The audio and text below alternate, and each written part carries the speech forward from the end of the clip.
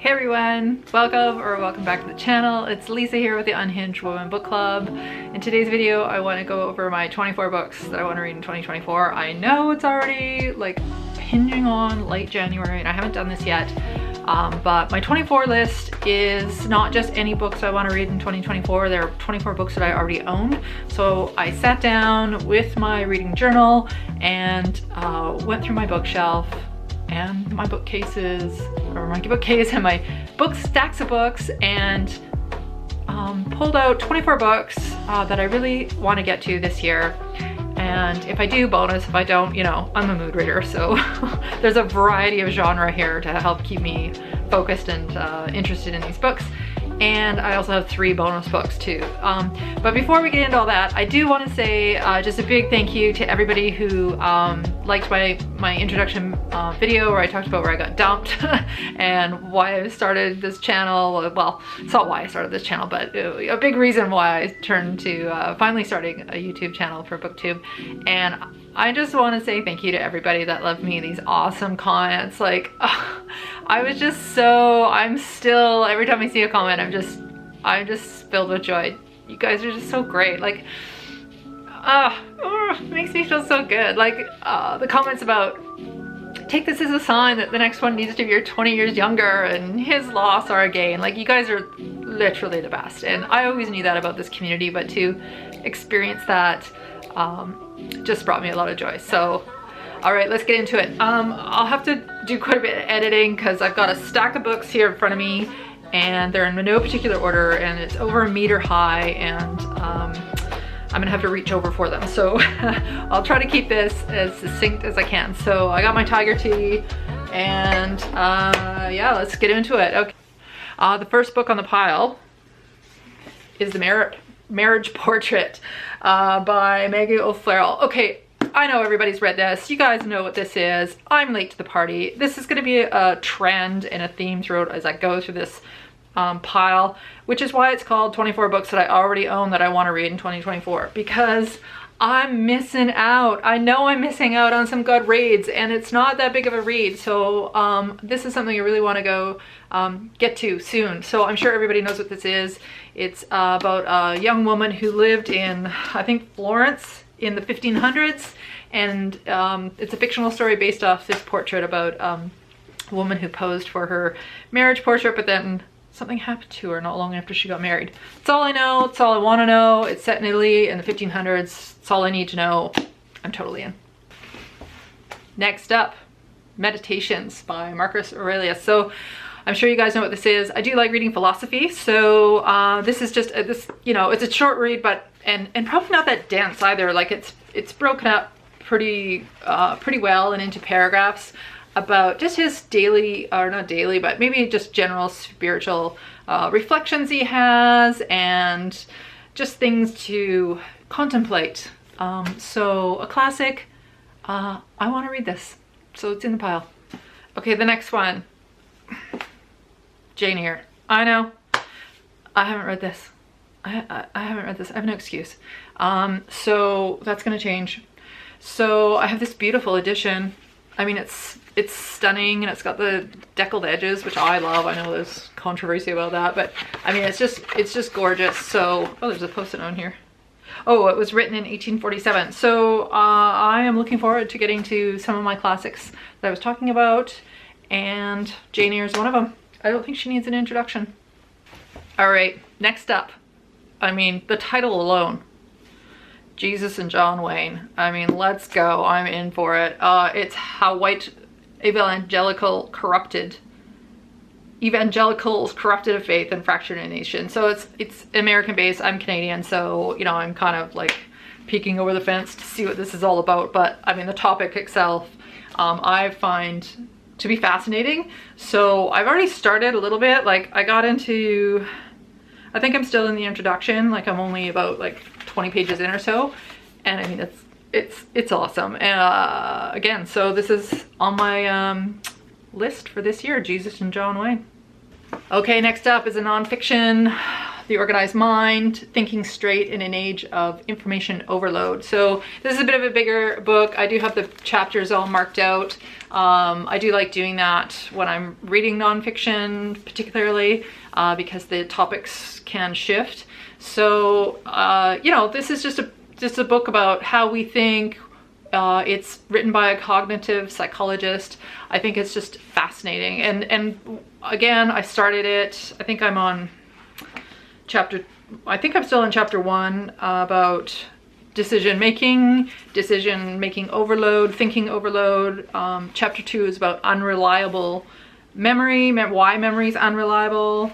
Chapter 3 gets into clutter equals stress. Like I have little tabs here that I put on here about what each chapter is about. So why cluttered environment causes stress, and then so on and so forth. So this looks like a fascinating read. It's an easy read, like it's not overly dense. So I'm looking forward to getting into this one as well. The next one here is historical fiction, The Crimson Petal and the White. This one's a bigger read and a little bit more dense. It's a story about a 19-year-old prostitute who lives in 1800s, 19th century London, who just lives in the sewers of life. And it's about how she wants out of the sewers, and she wants to work her way into the upper class of the day and through society. So I'm sure it's going to be a crushing tale. But yeah, just sounds fascinating. So this is definitely on the list. Again, a bigger read. It's going to take a while for me to get through this. It's almost 900 pages and teeny tiny font. It's not too, well, yeah, it's kind of small font. So anyway, this is on the list for 24. I know what you're going to say. Evelyn Hugo and Her Seven Husbands. I'm ashamed to say that I have not read this yet. This needs to get prioritized, like moved up the list. You know, I don't think this one needs an introduction on booktube at this point either. I think everybody knows what this is about, and I feel I'm suffering FOMO. I need to get to this sooner rather than later. And another one, The Song of Achilles. I have not read this. I have not read this. How can I have not read this? And I got a book that's actually, it's coming up here pretty quick, that's really related to it. And I'm not sure if it matters which one I read first, but you know, again, this doesn't need an introduction on booktube. I feel like I'm playing catch up here. And I gotta get to this. It's on the list. Another one I'm ashamed to admit that I haven't read. Mary Shelley's Frankenstein. Now, I'm slightly obsessed with Mary Shelley. I am obsessed with her mother, Mary Wollstonecraft. I talked about another book of hers that I wanted to read. I actually did order a copy. I did order a copy. The Rights of Women, something like that. And her mother published that in the late 1700s. So, I mean, I need to get to this. So, and you know, not a big read. So I'm just fascinated with Mary Shelley, and that she, as a teenage girl, basically started the genre of science fiction. And to me, that's just amazing, like, and astounding. Like, I just love that. So this is on the list. It's gonna happen. All right, this next one might be a little bit more obscure because it's related specifically to British Columbia. It's called Eating Dirt. So I have owned this book forever. Like, I own it on like iPad Reads or whatever, you know, iReads or iBook or whatever it's, whatever the books are called on the iPad that you can get. And I am terrible for reading books on my device. I'm not a Kindle user. I'm not an iReader. I don't read very many ebooks. I just kind of forget about them.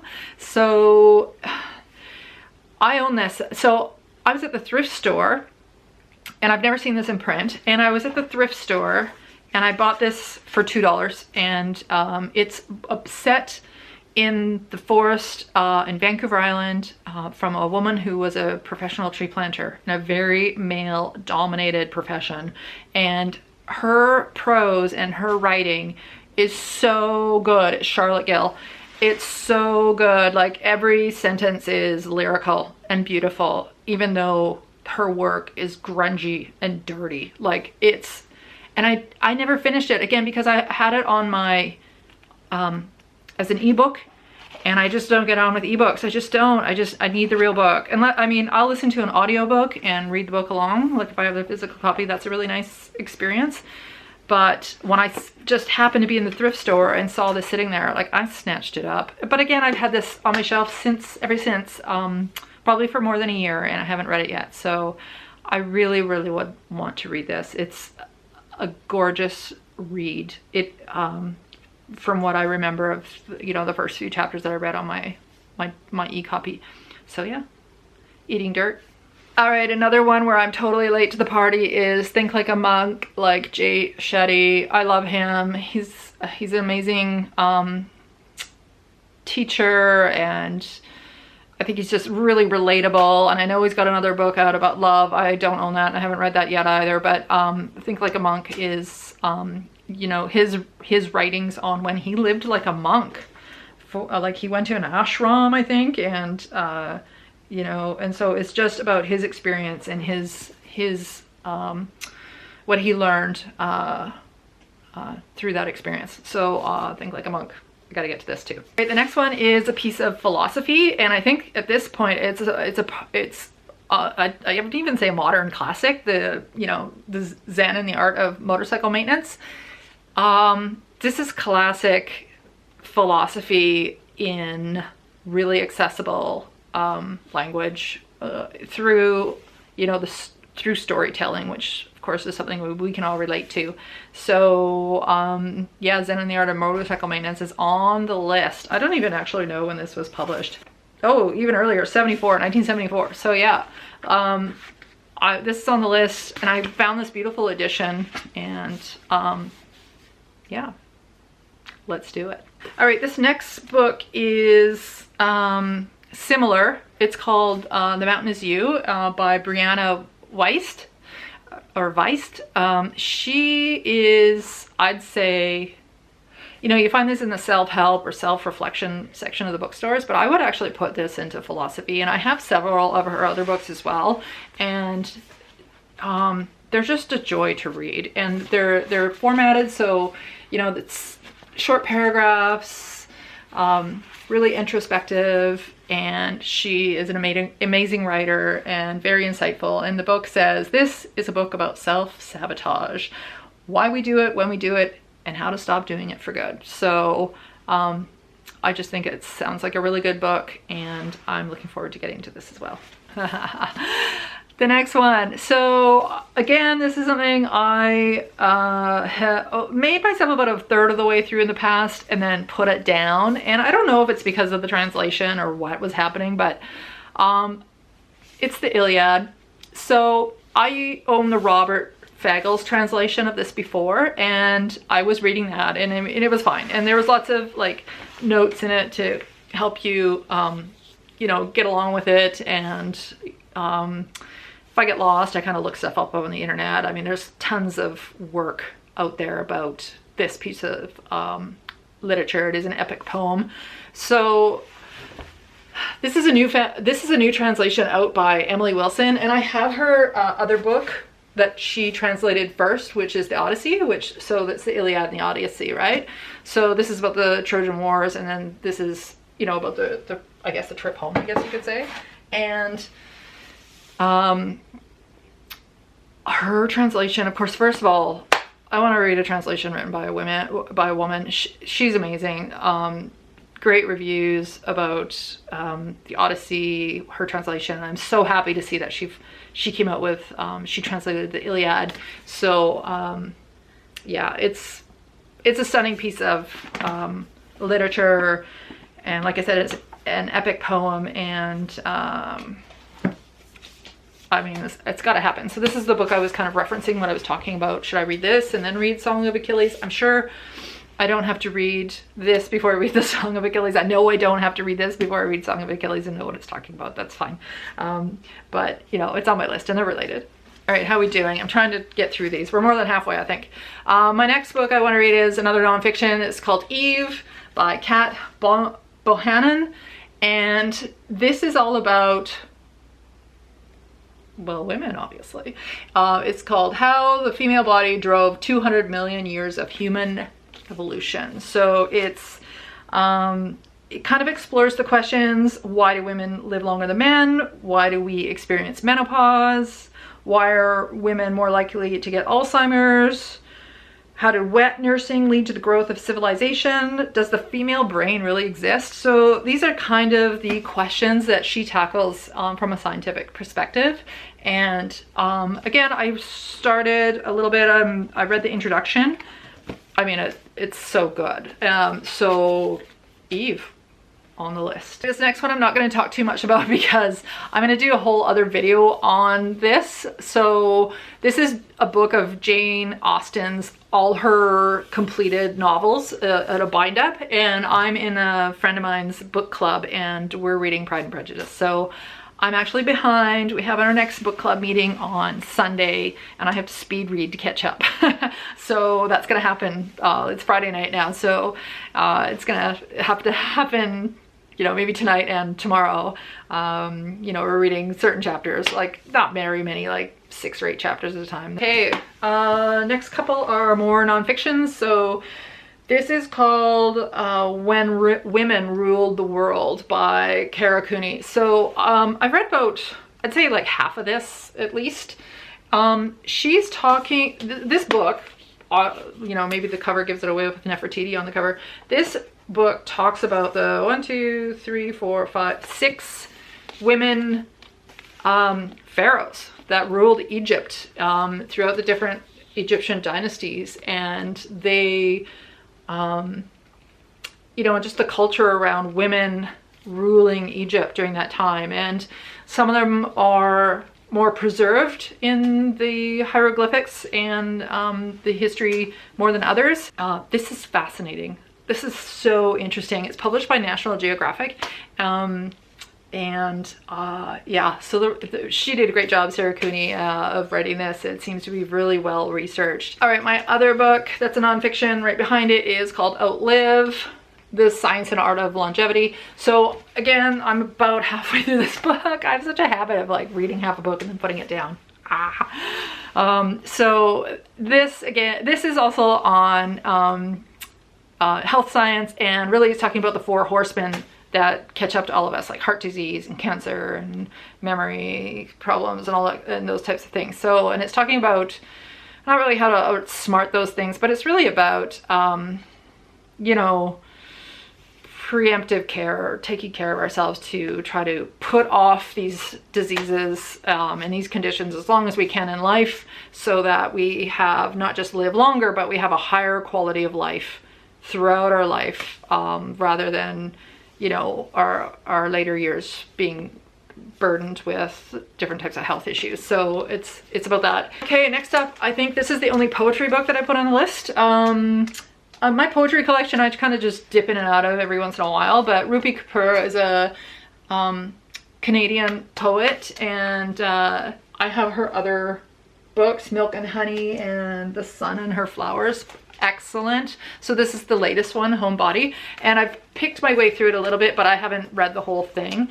So I could easily sit and probably read this in a day. So it's and it's a beautiful cloth covered edition. I just love it. So yeah, I put a poetry book on the list. One is Menopause Manifesto, again nonfiction about women, Dr. Jen Gunter.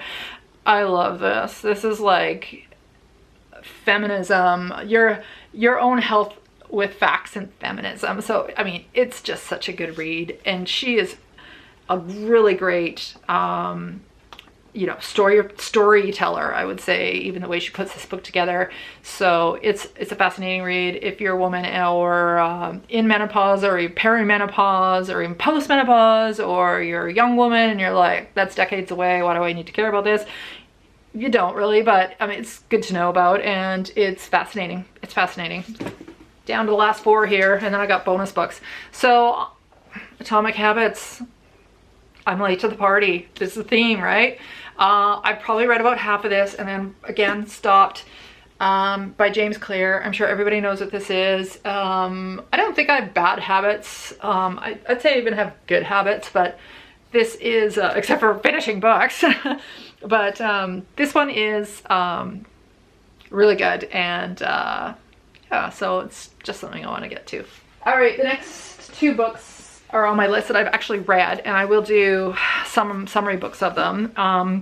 One's fiction, one's nonfiction. So the fiction one is The Ghost in the House. This is a short read. I read it in like a day and a half, and I'll do a full review of this in a wrap-up video. But basically it's about a woman who wakes up one morning and discovers she's a ghost in her own house, and her husband is living there with his new wife, and then the story goes from there. And it's set in Vancouver, so yay, that's exciting.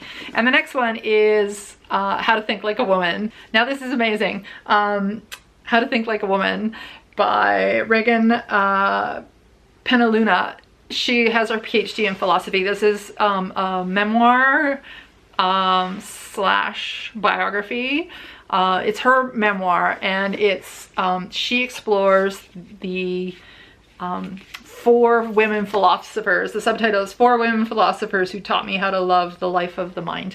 So I mean, I read this in 2 days. It was fascinating, and Mary Wollstonecraft is Mary Shelley's mother, and she's featured in this book. She was one of those 4 women philosophers. So she just talks about the misogyny in philosophy, women, why there aren't popular women philosophers, you know, why they've been kind of left out of books and all that kind of stuff. So it was fascinating. I'll do a full review on it. It was really good.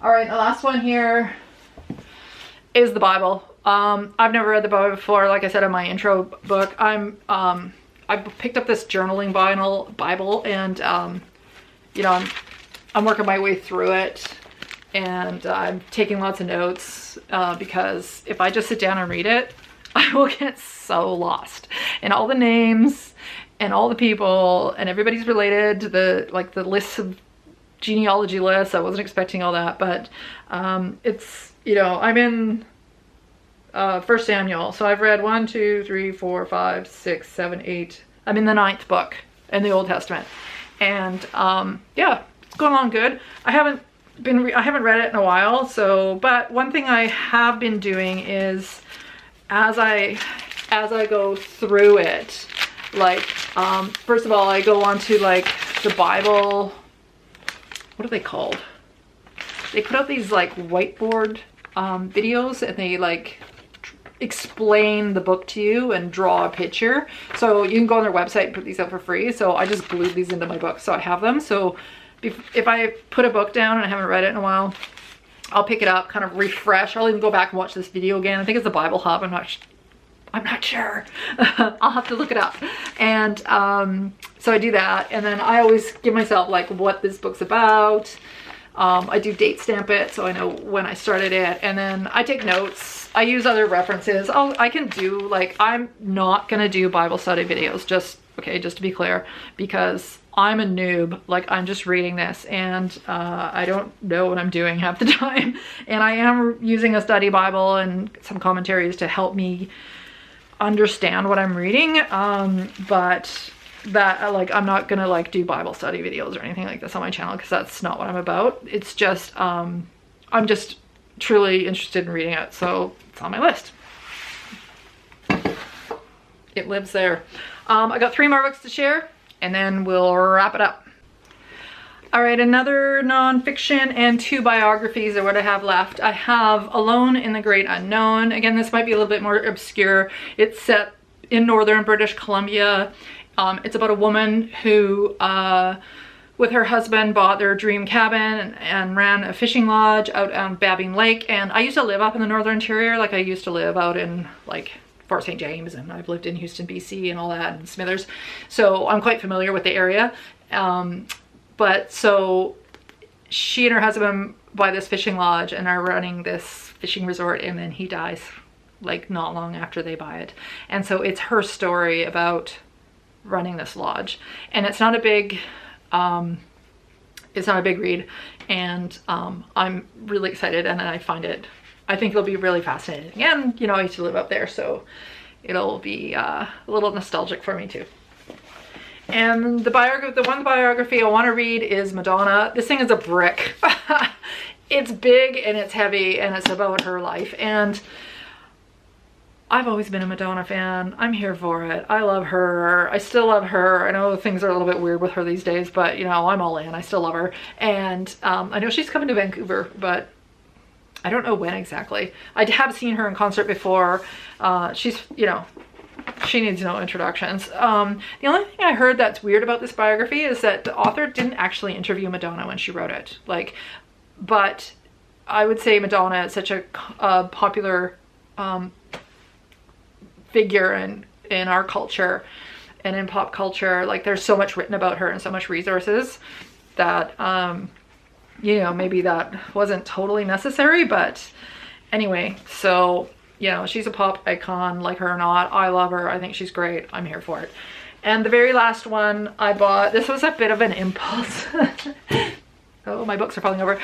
This was a bit of an impulse. I bought Barbra Streisand's memoir, and you know, I'm not a I shouldn't say I'm not a huge Barbra Streisand fan, but I kind of am. Like, I mean, if, you know, women my age and even my mother's age and stuff like that, we all know Barbra Streisand. So I find her to be a fascinating person, and I'm really looking forward to reading this and learning more about her. Again, like the Madonna one, this book is a brick and it's heavy to lift up.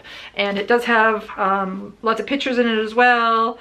And yeah, I'm just looking forward to learning more about her and her life and just the amazing career that she's had. I think she's iconic as well. So that's it. Those are my 2024 books. The 24 I already own that I want to read this year. So again, thanks for hanging out with me, and I hope to see you in the next video, and I hope you have a great day. So I'll talk to you again soon. Bye.